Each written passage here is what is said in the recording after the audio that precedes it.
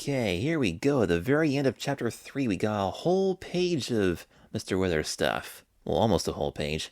2 big paragraphs. When Harriet was all through with dinner and bundled off to bed, she began to think of Harrison Withers and all his cats. Harrison Withers lived on 82nd at the top of a dilapidated rooming house. He had 2 rooms, one for him and one for the cats. In his room, he had a bed, a chair, a work table at which he made bird cages, and a whole wall of birdcage making tools. In the other room, there was nothing but the cats. In the kitchen, there was 1 glass, 1 cup, and 26 plates all stacked up. Okay, I have a ton of questions now, but let's keep going. It suddenly occurred to Harriet to wonder if he ate exactly the same food as the cats, or different food. She must find out tomorrow. She could find out by following him around the supermarket. She fell asleep contentedly. Right before she fell asleep, she wondered who in the world Old Golly's boyfriend was? That's a whole different story. Old Golly's boyfriend. We'll think about that in a different episode. So, Harrison Withers lived on 82nd, at the top of a dilapidated rooming house. 82nd?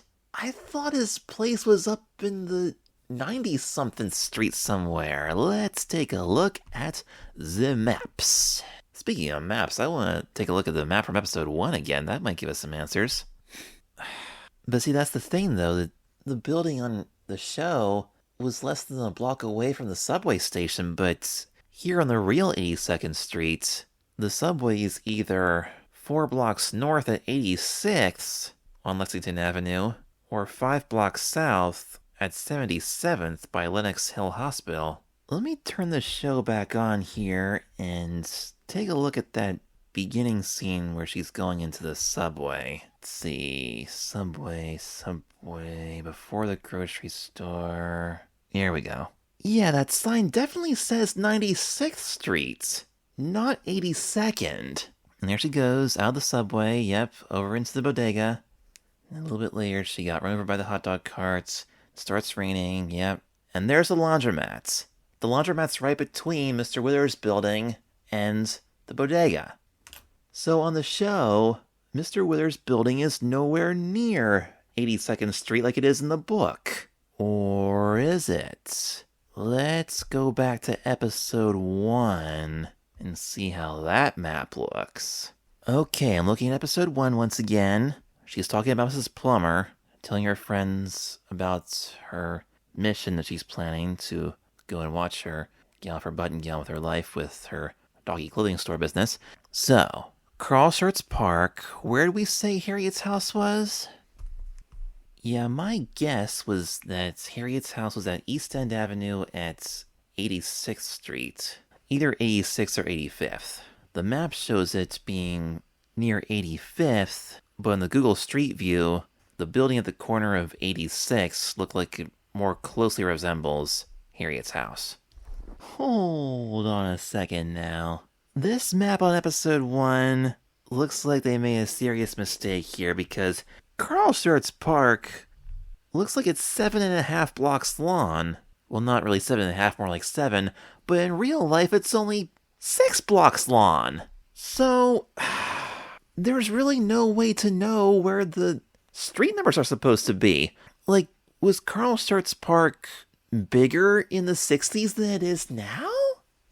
Let's go to historicaerials.com, see what these images show us. Yeah, in real life, as of today, from south to north, Carl Schurz Park goes from 84th to 90th. So how was it in the 60s?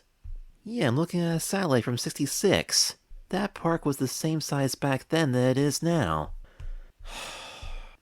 As much as I love and respect the art crew on this show, they made a serious mistake here. They made the park a little too big, making it practically impossible to measure out the maps and see which streets are which.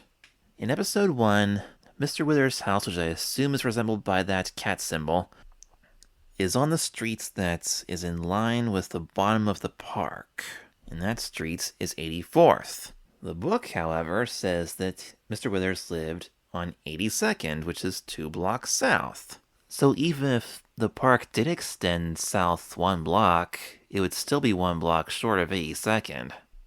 Episode 1 map says Mr. Withers' place is 3 blocks west of the park. and that's 2nd Avenue. And of course, neither of those blocks have subway stations. Although there are a bunch of buildings in that area that have skylights on the roof. I think I pointed out last week that the place at 92nd that I was looking at didn't have any skylights. No, I'm sorry, not 92nd, 96th. 96th Street. So, we got 3 different locations contradicting each other.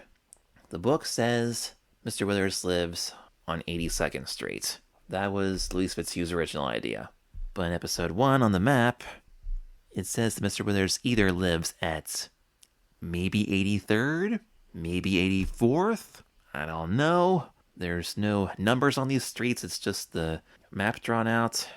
Sadly, it's not completely thought out. The art crew didn't think this through very well.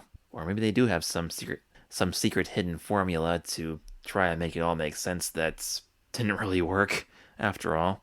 And now here we are in episode 4, and Mr. Withers' building is very close to the 96th Street subway station. So not only do we have continuity errors between the book and the show, but there's also geographical contradictions between multiple episodes within the show. As somebody who enjoys exploring cities and studying urban geography, I find this very disappointing. Yeah, we definitely had to make this a 2-parter because there's a lot of stuff in this episode, some good stuff and some bad stuff. If I was going to decide which of those areas works best, I'd probably say the 96th Street neighborhood works best. Because the grocery store's right there, the subway station's right there, it all works pretty good.